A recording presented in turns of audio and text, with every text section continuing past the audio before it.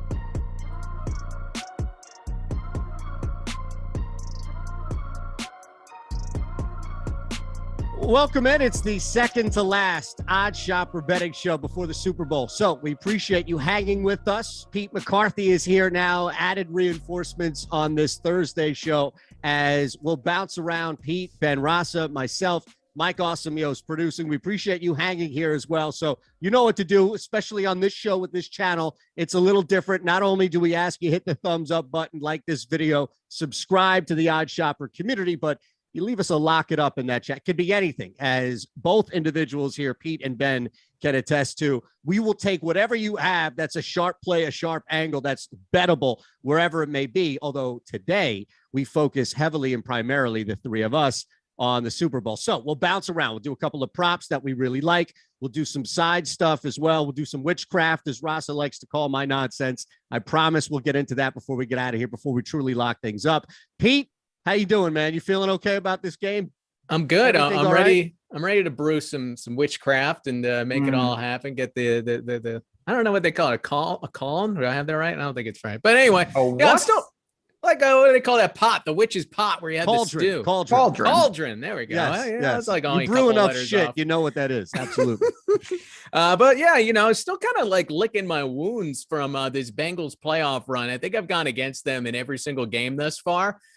So I got to make the big decision here. Do I triple, quadruple down on the Bengals not being very good in my eyes, or do I adjust and say, look, they have this rookie kicker who's their best player, and just say, hey, the Bengals are going to find a way, and totally change my thinking on this team. I gotta make that decision, I guess, here in the next few minutes.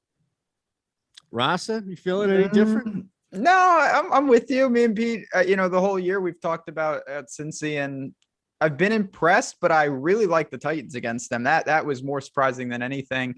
The Chiefs game I ended up staying away from, luckily, because I would have backed the Chiefs if I had to. They seem unflappable. Obviously, Joe Burrow with his nicknames, he seems unflappable. But as we're going to talk about today, and as I've alluded to all week, I think this is stylistically the worst matchup that they've faced during the playoffs.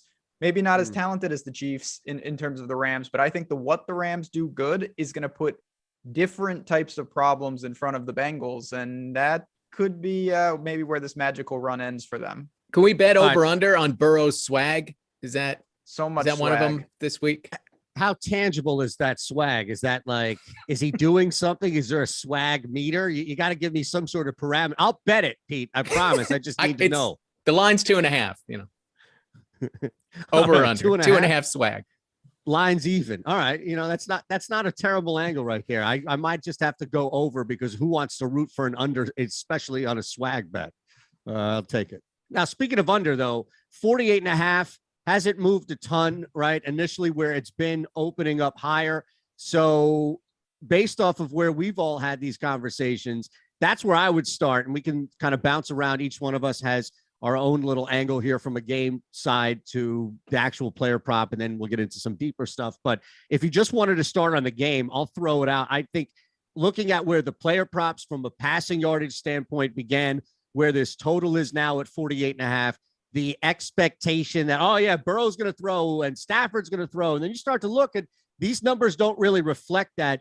It would be easier to see in this Super Bowl, the one and done, both of these sides being a little more conservative, maybe leaning a little more when they can earlier on to the run, burning a little more clock in that first half than people are expecting. So I like the under. As far as taking the line, anything on the spread or the total, under 48.5 would be my favorite. I don't like the total. I've been pretty adamant. That's one of the bets that's just off my card. I have no feel. I'm interested to see where Pete goes, if he's with you, against you, or with me, where he doesn't want anything to do with it. So I'm going to pass there. I like the Rams. I put that out there. That is my side in this game. I was waiting for 3.5, and it seems like it's never coming. So I'm going to have to settle for try to get 4 out there. Not looking to get 4.5, certainly not going to get 5. I'll find 4.5 if I have to. But Pete, do you have a feel on the total? Because again, 48.5 felt right to me. I'd lean under, but I wouldn't bet this one. This wouldn't be at the top of my card. There's a lot of other things that I like a lot more than the over under in this game. The reason I like the under, I think the Rams defensive front, it's going to give the Bengals all kinds of problems. You hinted at the matchup being a big problem for Cincinnati. That is certainly the case against Aaron Donald and in these Rams. Also, the Rams have played a pretty low-scoring Super Bowl in the past. Remember that snooze fest against New England Patriots, for whatever that is worth. I think Super Bowl in general, you just have nerves early on. These aren't teams that have been here year after year after year. I know the Rams were here recently, but different quarterback. I mean, Matthew Stafford, Joe Burrow, you think it's not going to be some butterflies for these guys early on. So I think you mix all of that together, and it leans toward an under, but I wouldn't play it. That's more just for the fun of the show, the conversation here. Eytan, do you love one or the other? No, for me, it's the under, and I think it's a combination. And look, I've almost, to both of your points, I didn't start with the under. I looked at a couple of individual props. I look at a couple of, and I'll give you one here that I've played. I got it at plus 105, over 3.5 Ram sacks. I think that plays out way easier than just the total itself. But I've played a couple of these similar to where it's the Rams defense or it's just the lack of offense that we may see from the Bengals. So I kind of reached that point. And yeah, we're starting with a game. We're starting with the side or the total from that standpoint, Pete. So this wasn't my number one top small market thing that I found. But when I pieced together a bunch of those, this is kind of the conclusion that I came to. And what I bet ultimately was the game's going to go under. That the Rams getting in Joe Burrow's face happens more often than not when I work different scenarios out of my head. Are we all Rams here? Is there anybody, one of the three or three of us? I'm not touching bet. You're not? I thought you were, Ben. Oh, I'm Rams. I thought you were more Bengals than us. No, see, my feeling on the side is the exact same way how Ben just explained the total. Like, I don't want to touch this spread because the Bengals have found a way to beat teams with a winning record. The Bengals have found a way to cover spreads multiple games in a row. It's basically exactly what you said at the beginning, Pete, where they've burned people week in and week out, and they're doing it while covering these spreads as well. I'll get burned over and over. I don't care. I mean, you can't have that attitude, right? If you have a conviction that the Bengals aren't as good as these other teams, you can't just throw it all out the window because they won some playoff games behind the rookie kicker, right? I mean, you gotta look at these things and say, right. So this is the way that I like to always approach a spread, but I try not to look at the lines, and I try to sit there, look at the two teams and say, all right, what do I think? Not what I think Vegas is going to do. What do I think the spread for this game should be? And I had Rams by 7. So when I see 4.5, I like the Rams. I know that right off the bat. That's the way that I like to approach it. Just kind of like a blind taste test, I guess. So I like the Rams in this game. I'm not getting scared off because the Bengals beat me a few times, and I still maintain that they have a terrible matchup on the lines of this game. It matters. That stuff matters. I love Joe Burrow and Evan McPherson, the whole thing, but come on. I mean, the McPherson thing is ridiculous. Like, he's a good kicker, but let's not get crazy. Like, I don't think that really matters much at all to me. And I brought this up before. Sack percentage by defense in the NFL. Kansas City, 4.7% of the time they sack the quarterback, 31st in the league. Tennessee was 7.25. That's 6th. The Rams are 6.89. They're right by the Titans. That's going to be the difference.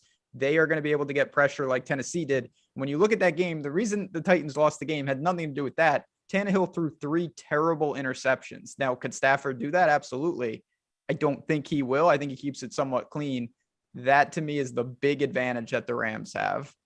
Yeah, to your point, I think there's a much higher chance that Matthew Stafford throws for like 240 and no interceptions than he does, high numbers and multiple interceptions. It's just, that's right. I think that's where the books are leaning. That's where I think we all are, Pete. Yeah, I agree with that. We saw that last game against San Francisco. I think Matthew Stafford hit his passing numbers in that game. We saw Jimmy Garoppolo get over on his passing numbers. So, you got to look at the game script a little bit and how you see this going. I will say I don't exactly see the Rams shutting it down. I went over on Cam Akers' rushing yardage in the championship game. He didn't get there. He missed a series with the shoulder injury. Sony Michel saw a lot of carries.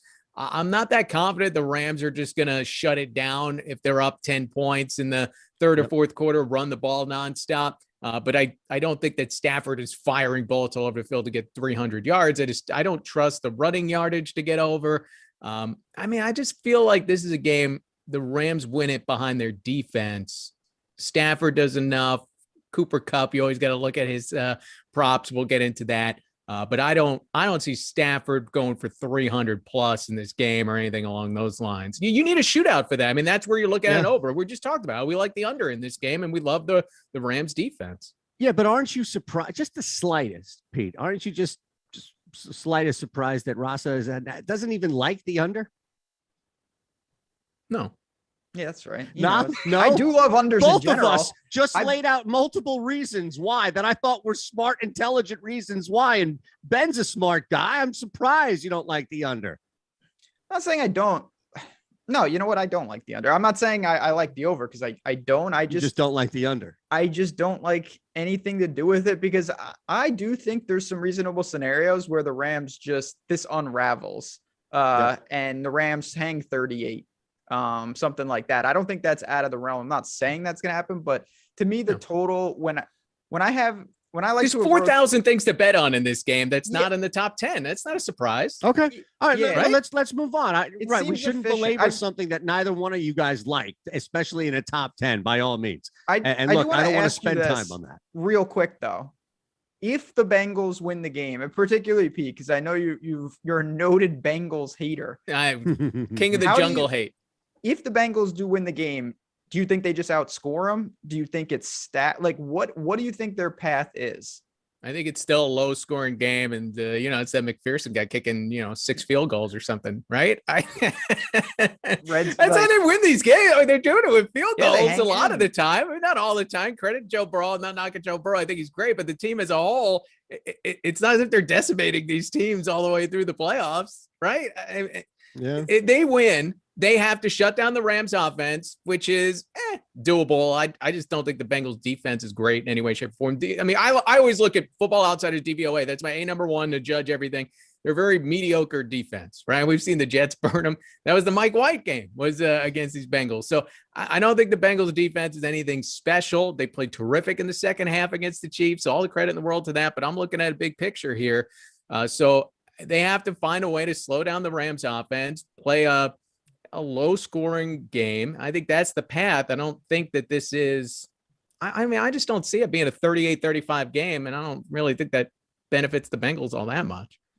The one thing I think is interesting to look at would be and this is bettable by all means, especially because I think it would be the most counter to the public narrative out there, is the Bengals somehow managed to get up 14-3, 17-3 because of 2 big Joe Mixon runs or 2 Mixon touchdowns. And now all of a sudden, they've established a lead because of a very viable scenario here where it's Mixon breaking free. Maybe it's even with a catch. And I think a lot of us have to run the ball over his receiving yards. They do right away, right? They have to neutralize, at the very least. They have to neutralize the Rams pass rush. So the Bengals have to be able to run the ball. So yes, if they are going to win this game, I think Joe Mixon, one of my favorite props, and I'll throw it out now, is Jamar Chase over on the rushing yardage. I think I've seen it 3.5. And I know Ooh, it's kind of a goofy one, but I like it. we've seen Jamar Chase in the backfield for the Bengals over the course of his playoffs. He's had 5 carries, and you have to find a way to neutralize this pass rush. The Bengals have not run the ball well in a traditional sense over the course of this postseason. Joe Mixon is just over 100 rushing yards in 3 games. Jamar Chase is your best player. Maybe throughout the regular season, you don't want to be throwing him in that Deebo Samuel role and running him between the tackles. But look, you had 2 weeks off. He's got the next 7 months off. You got 1 game to play. He's your best playmaker by far. I'm getting the ball to him, whether it's an end around, a reverse, straight out of the backfield. I think you have to do it multiple times in the first half to try to throw this Rams team off. Remember, you have 2 weeks to come up with some things and try to do something creative. Jamar Chase is your best player. Get the ball in his hands. It's going to be tough to do it through the air, whether you're worried about Jalen Ramsey, whether you're worried about Aaron Donald and this Rams pass rush. So find some other ways to get the ball in his hands. I like the rushing yardage over. That's my favorite play for Jamar Chase. I think that he's active in this game in a lot of different ways. We've seen it throughout the league this year with Cordero Patterson and Deebo. Why not in the Super Bowl? It's a nice one. I like that. That Sneaky is a good one. Small marker. Yeah, look at that. Pete coming out strong, swinging there, Rasa. That's why you don't need to bet the total, because you can find crazy props that are just not available on normal games. And Jamar Chase, Deebo has changed a lot. These teams are now realizing, okay, let's just give this, instead of having him to catch the ball, just give him the ball. Yeah. Let him run with it. Why wouldn't you want Jamar Chase just getting the ball automatically? This is why, is because Deebo got his ass kicked, for 8 months. And we saw him down, 3 times over the course of the playoffs, where it looks like he's hurt and comes back. But again, this is 1 game. And Jamar Chase, I don't think he's the same size as Deebo. So again, I'd be worried about that for the long term. Wouldn't be doing this during the regular season. But in the Super Bowl, you had 2 weeks to think it over. We've seen them do it in the playoffs against the Raiders. I think first step, you have to do this to neutralize this Rams pass rush. You have to do something. He's also not going to get 10 carries. You're not advocating for Deebo Samuel type work. No. You're asking for 2 carries. 2 to 3 carries. I think we get that. 1 may be enough, depending on, he's got this ability, the speed, the agility, the breakaway, right? 1 may be enough. That's what makes it tricky, is you can't have a loss. You have to get the 4 yards. Whereas, you're almost as comfortable going with 10 as you are 4, because if he does get to the outside, turn the corner, it's going to be a big play. That's the only concern with this bet, but I think he gets enough opportunity that one of those is a first down run, turns the corner, picks up those 10, and then you're home free. We should look at a couple of NBA futures here if they're still on the board. Right? Did you see this? What's happening? Looks like, according to Shams, the Brooklyn Nets and Philadelphia 76ers are finalizing a trade, sending James Harden for Ben Simmons, Seth Curry, and draft picks. Wow. Yeah. Wow. Okay. So James Harden begs his way off a second team, and Steve Nash looks silly saying he's not going to get traded. We're not trading him. He wants to be here. I don't get that. I really didn't think Harden was going to get traded. Hey, you know what? I'd much rather have James Harden on my basketball team than Ben Simmons and Seth Curry. And if you disagree with that, then you're crazy. No, I don't disagree with that at all. Not going to disagree. All right. You're not going to ruin my day today, nor Mike's day. I can promise you that. Sixers, did you take them ahead of time? Plus 1,000 to win the East. All right. What's your favorite prop Sunday, Ben? Joe Burrow over. I got 9.5, but I still like it at 10.5 rushing yards. It's for some of the reasons that Pete talked about. They're going to face immense pressure. One of the ways to diffuse that is to run him. It's the Super Bowl. They don't have the luxury of waiting. He had 5 carries against Kansas City for 25 yards. He's going to take some scrambles. I feel pretty good about it. These aren't designed Josh Allen runs, right? No, you just scramble. No. Yeah. And that's better, because no one is spying him. All it takes is one play where he says, you know what, I'm going to pick this up. He'll slide, and that'll be that. And I think that in the Super Bowl, in big time games, we see that when he gets sacked, you don't lose those yards. It's not like college football. I think he does that 2 or 3 times here, and one of them is like a 7 or 8 yard run.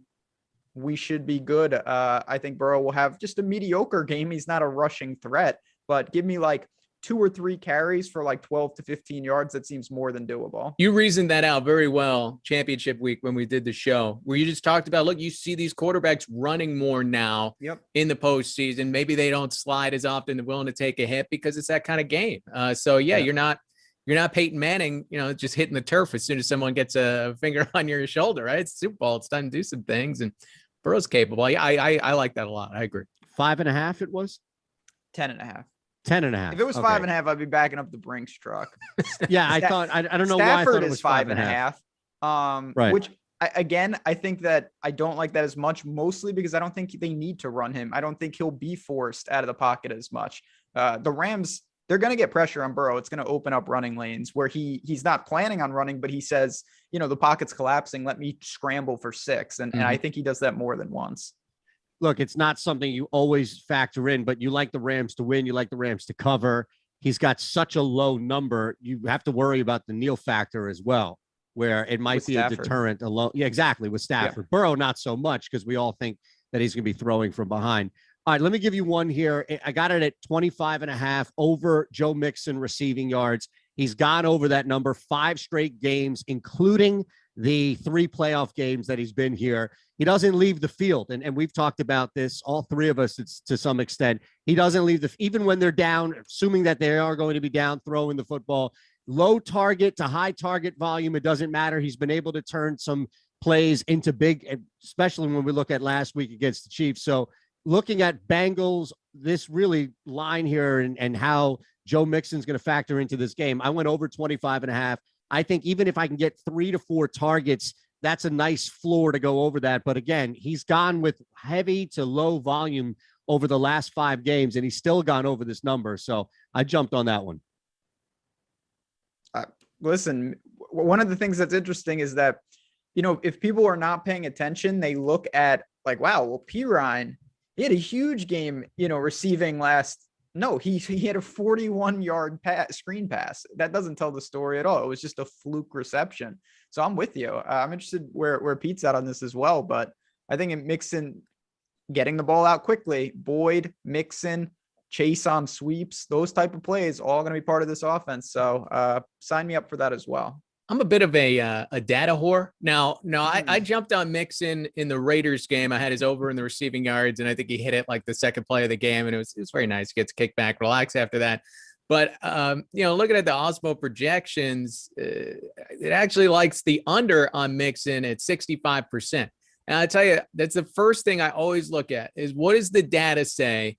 And then I want to make sure it jives with what I think about the game. And I want to try to have both in my corner. So I like your thought process. I know we've seen it, but the fact that the projections have Mixon below that line scares me off of that particular pick. And I can't even tell you why. I don't know exactly what's baked into the projections, but I've looked at those projections long enough and picked them and used them over the course of the year that I trust them, man. So that would scare me off a little bit, even if I don't have a football reason to come back at you with. Fair enough. Look, that data's out there. It's free for everybody on Odd Shopper. So it's definitely something that we should all be factoring in 100%. 65% you said on the X win, right, for this bet. What's the actual under projection?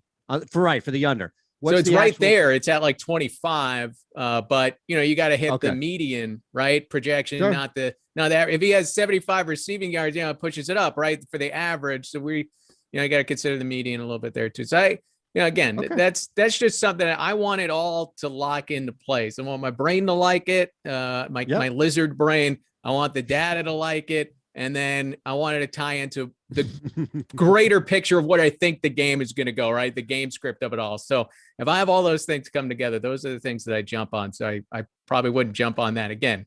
Not that I have a great reason for it, but I'm a data slave, data whore, however you want to put at it. I love those numbers, man. Look, nobody's going to fault you for pimping our data, man. All right, at the very least. So fine with that. I'm curious from both of your vantage points, because however you define this, what's the craziest bet that you've placed? And look, that could be 180 on a return, and maybe that's your comfort zone by all means. So whatever it is, and it not a same game parlay, nothing like that, no cross sport parlay, nothing like that yet. I'm just from a standpoint of one individual bet, and I'm putting you both on the spot. So I'll lead here and give you an example. When I look at the one bet that I placed that has the longest odds, it's actually at plus 800 anytime scorer Ben Skoranek, if I can pronounce that name right. Yeah. Northwestern, So that's great. my long shot. That's the craziest individual, not even counting the same game stuff. That's the craziest thing, Pete, that I played individually. Now, where are we at on Higbee? Because like if Higbee doesn't play, I could see, Skowronek getting more of an opportunity. I don't know. Right now, I think we're still kind of in the unknown with him. He's still legitimately questionable because, Cam Akers has been limited in practice. He's going to play. Van Jefferson's been limited in practice. He's going to play. So I guess Higbee, we still have to see exactly where it works out. It didn't look like he was going to come back with the way he left the NFC Championship game, but guys have recovered quick as we've seen in the past. I don't know if I have anything that's like super crazy exotic. I mean, I really like Jamar Chase. Talked myself into that one. I suppose that could have worked for this at another time. Ben, did you find anything exotic here they really like? I mean, it's overwhelming how many things are available to you. Yeah, you got to be careful. Obviously, like you can find crazy things, but the odds are usually not crazy enough. In my mind, I do think if you're looking for a lotto ticket, even though I said I like the Rams, Joe Mixon to win the MVP is 45-1. I took a shot on that quarter unit. Burrow, even if he has a remotely competent game, is going to win the MVP if the Bengals win. But if for some reason the game is very low scoring and say it's 17-10 and Mixon is he scores twice, I don't know how you wouldn't give it to him at that point. So I think there are ways for Cincinnati to do that. The other guy that I would look to if you want to go aggressive is someone like Tyler Boyd. He works in the slot. He's been relatively quiet, but I don't think it's impossible that they really go to him in a big time way. If you do 7+ receptions, you're getting basically 5-1 out there for him. I don't think it's impossible that Boyd has a outlier game if you want to get exposure to something like that. Ben, I don't mind 45-1 on Mixon for the MVP, but do you know who the last Super Bowl MVP running back was? Falk? Earlier. Around the same time. Oh, Davis, TD from Denver. Terrell Davis. You got to go all the way back to Terrell Davis for the last time. He scored 3 touchdowns in that game. Yeah, that's what the last ever running. I was thinking like maybe Super Bowl James White. He had a big game, but no, man, you got to go way back for running back MVP. You know what? It's that swag thing with Burrow. If he goes over 2.5 swag, then how are you denying the guy the MVP, even if he only throws 1 touchdown? I completely agree. And it's a subjective award. That's the killer. Like Mixon could have 45-1. That's why you would need a major game for that. Yes. Not only would you need a major game, Burrow has to play actively bad. Yeah. Like there's 2 things that would need to happen, which is why he's 45-1. But I don't think it's inconceivable. I think we all agreed at the top. Mixon would be one of the keys for the Bengals to win this game. They have to run the ball. So maybe he just gashes them. I don't see that happening, but if he did, I don't think 45-1 is the right price. 1 in 45 chance. Yeah, exactly. That's what I'm saying. It's for a sprinkle on a bingo card. I would fire that up. So if you were to look at the Bengals winning the game, and I think that's clearly going to be counter to the majority of public opinion, which is also, as we know, people bet with their own opinions. We get it.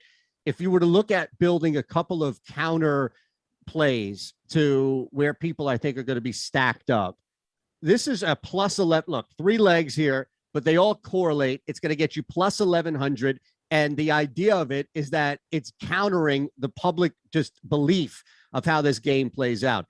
They get up early. That's the only way Cincinnati can really hold on, right? So Bengals minus 2.5, alternate first half, over 2.5 Bengals touchdowns. Joe Mixon 2+ touchdowns. That correlates with that long shot lot. Like, again, you would play this as a long shot, same game parlay with the idea that you're working in your head. How do the Bengals win? Right? Cincinnati wins. How do they win? It's a long shot. I'm not here to push it and say even put a full unit on it. But if we're talking about countering the Rams, which we all believe is going to happen, then you start to incorporate a couple of things that should correlate at least. I agree with that. Right. I'm down with that. Look, I told you I was coming with some stuff, man. Throw some Evan McPherson field goals on there too. You want McPherson? Parmesan topper, Shorting him How is about a good this? move. What is the line on McPherson? Is it like 2.5 field goals? That'd be pretty extreme. But if we are saying it's gonna be a low scoring game, and if we're not talking about Joe Mixon finding the end zone 3 times, McPherson's probably gonna end up hitting some kicks. 1.5. McPherson to kick game-winning walk-off field goal at the end of regulation, where the winning margin must be 3 or less, is plus 1,000. That is the single worst bet of all the bets in the Super Bowl. That is the actual number one worst bet. No joke. Do you know how many things have to go right there?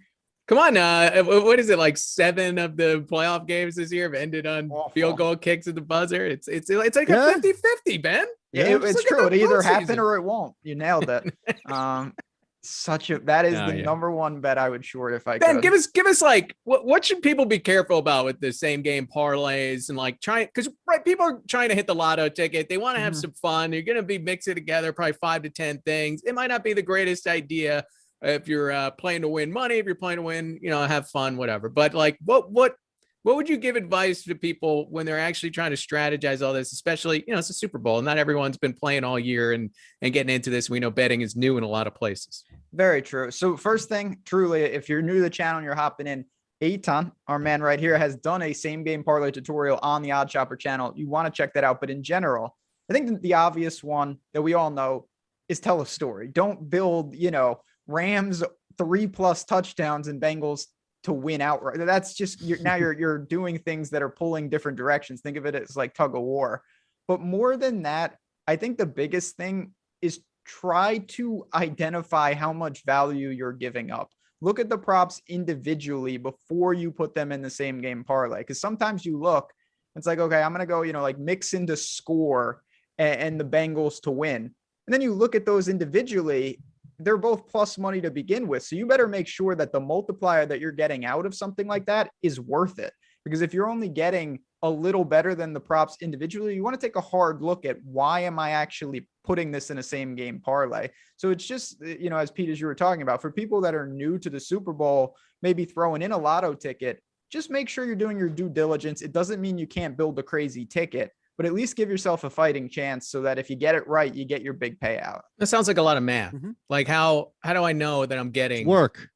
So again, the honest, simple way is oddchopper.com, and it's completely free because the team has done this. And we talk about saving time during the week when there's 13 games, like who has time to go, but the Super Bowl, it's even more. There are thousands of prop bets, no exaggeration.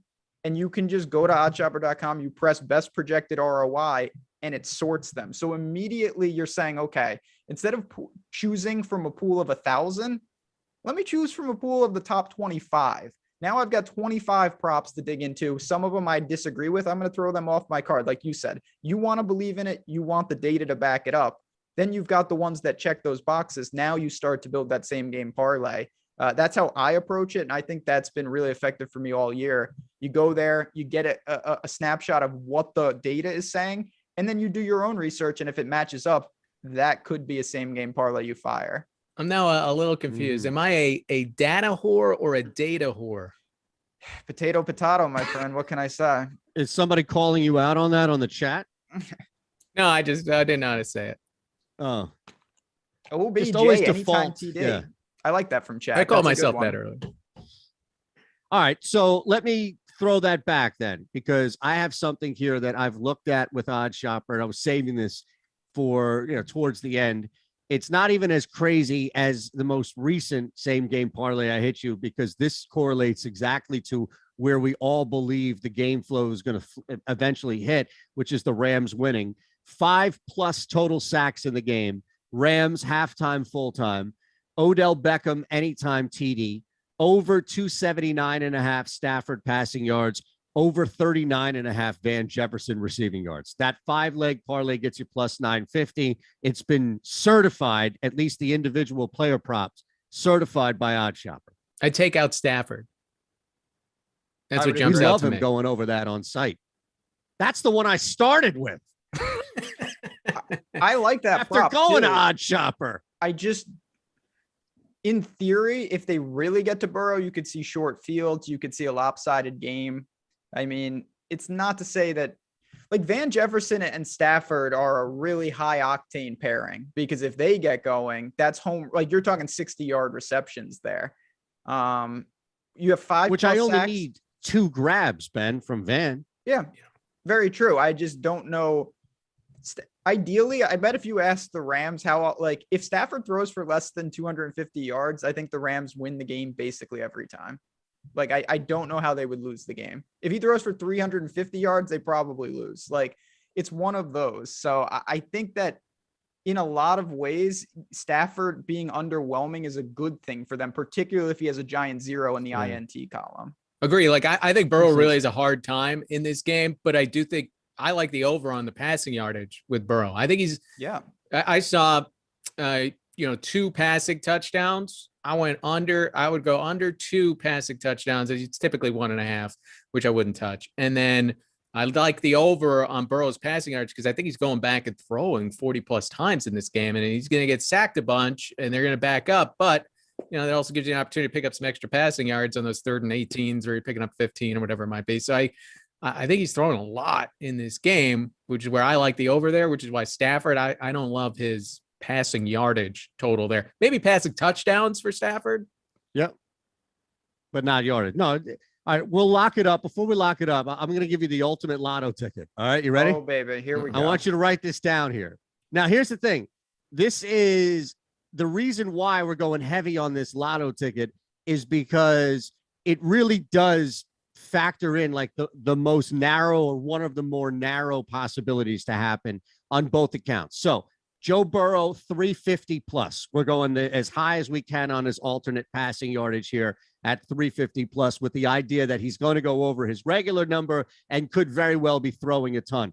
There's also the Bengals money line. That's the second leg of this 3-leg here, which is the idea that Burrow's going to have to outthrow Matthew Stafford in that offense. Maybe this isn't as low scoring as we think. So again, it's a correlating, and then what would have to happen in order for the Rams to truly lose this game? Kupp, Odell Beckham, obvious guys would have to be shut down. Van Jefferson, 2 touchdowns. Now, again, I'm telling you, this is the biggest long shot that you can have here, right? So I don't even care if both of you don't like it. This is meant to be some ridiculous long shot that pays 50,820 back. 50,000. Yeah, that's a nice, that's car shopping. Plus 50,820, Rasa. Well, if you hit that one, we'll put you in the Hall of Fame. You'll get a special section in the Awesemo Hall of Fame. You guys read about the guy who predicted the scores correctly for the championship games and hit for like $1 million? Time machines. Yeah. Like I couldn't do that right now, and because I don't remember the scores. Like, how many people are going to try this week? There's going to be a safety on the first play, and it's going to be all nil. That's why you're right. That's why something like that comes out, just to get that wide net now of people. Oh yeah, I'm going to hit that. I'm going to hit that. Exactly right. I love more than that. Yep. Nope. Can we? Yeah. I have an idea. It just occurred to me. I should have done it before the show. Maybe we build. Can we build like a six single game parlay together? Like we'll do like a little draft style and see how crazy we can get, but like try to work it through so that, okay, we have a narrative for the game. We have the data on our side. We're kind of doing something exotic and see what kind of return we might be able to build together. You want to call that the grand finale here? Yeah. You want to lock it up? We can each give a leg out, lock something up like that. Let's do it. All right. Now, are we building this? Is Mike building this, or are we building this on our own just to kind of connect it? I don't know. I don't have the ability to build it, so it's got to be someone else. I just throw out ideas. I don't have any function or ability to do anything. No, that's fine. Mike can build it. We should go BetMGM. Yeah, we'll go to BetMGM. All right, Pete, here's what we're going to do. You lead us off. What prop do you want to start with for a same game parlay? Rams minus 4.5. Okay, so we're putting in a side. I like that. Right, we all talked about that. We all seem to like that. Good. So then we go from there, right? So let's let Ben could go next. All right, we know the Rams are going to win the game. Now where are we going next to try to build something a little fun here? Right. I'm going to go to the prop that I honestly feel most comfortable with, and it is Joe Burrow's rushing yards. I know I already talked about this. Yeah. I think the Rams winning only furthers the need for him to have to run at times. If they're down in the game and the Rams will be daring him to run, what do they care if he runs for 12 yards? They're going to be trying to prevent Chase over the top. Joe Burrow over 10.5 rushing yards. Let's throw that in there. I think it correlates just fine. Okay. I was just making sure that mine is in here, but I don't know if it is from. Yeah, your crazy props they might not have. No. I was just looking for game sacks in here. I'm sure it's there at some point, but I won't belabor the process here by any means. I'll just keep it short and simple. It's the same thing that I've talked about now for a couple of shows. The chat has echoed or brought up before me, whatever the case may be here. Anytime TD, Odell Beckham, it's one that I think is an easy one to bet on, especially with so much focus on Cup. You're getting plus money still, plus 140 at BetMGM, which is pretty high compared to some other ones. So I'm going there. Odell Beckham, anytime touchdown, plus 140 on BetMGM. There you got the 3 right there. So you'll have to go, some sites, depending on where you go about it and what state you're in terms of same game parlays. Your mileage may vary. We'll be honest with you. You got to just see what you can and can't parlay there, but you've got 3 selections that I like throwing in a same game parlay. You do that, you're obviously going to get better than the minus 110s. You could be looking at 5, 6, 7 to 1 for something like that. Maybe even a little more, because you took a nice plus 140 on Odell there. Yeah. I think that can bump up a little bit. Look, there's some other ones that you can have some fun with on BetMGM. They have their own specials tab here.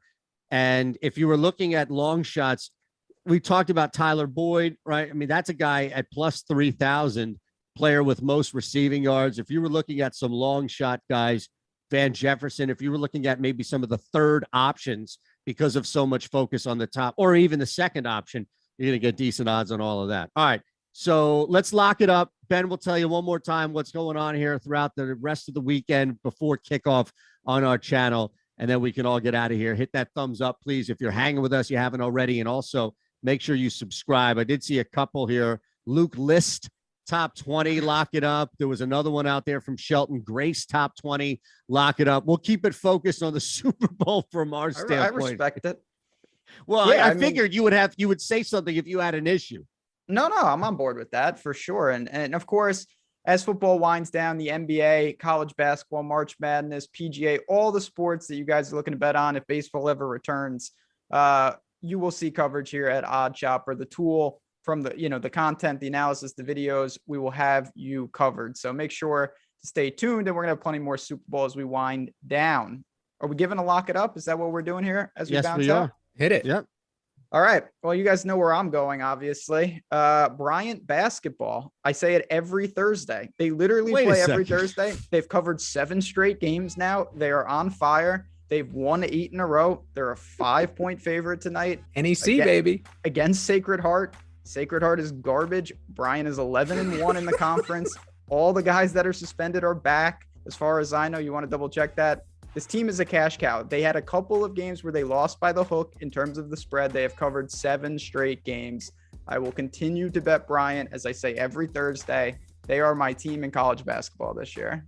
What is it that got you on the Bryant bandwagon? So at the beginning of the year, I love to bet teams, Pete, in a 1-bid league that were the number 1 seed the year before and didn't make the tournament. They were the number 1 seed in that conference. They had everything in front of them and they lost, and they returned intact. And now they are as motivated as a team could be to punch their ticket. And I think they will this year. They are the best team in that conference again. Interesting. I don't know if I could top Bryant. I was gonna go over national anthem. Lock it up.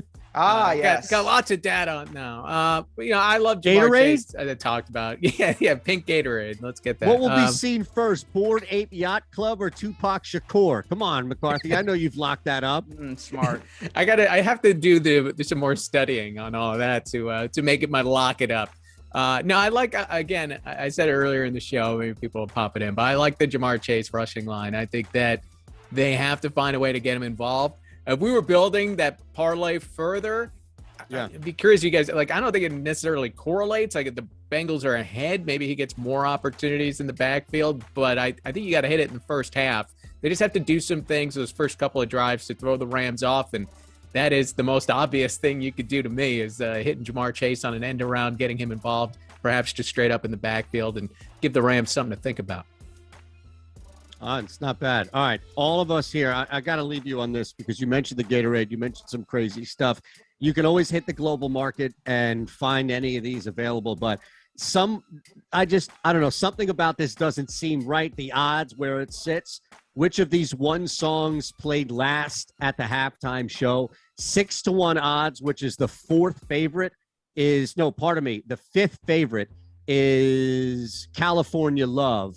And that's what they're going to end with. They're not going to open the show up with Tupac, with all of that. They're going to open up with the next episode. Snoop just bought Death Row Records. He's the hottest living of all of them right now between the trio. So they start with the next episode, and there's no way else to put this set in the show than California Love at the end. 6-1 odds. That's when it goes black. The Tupac hologram comes out, and you can cash in there on the global market. There you have it.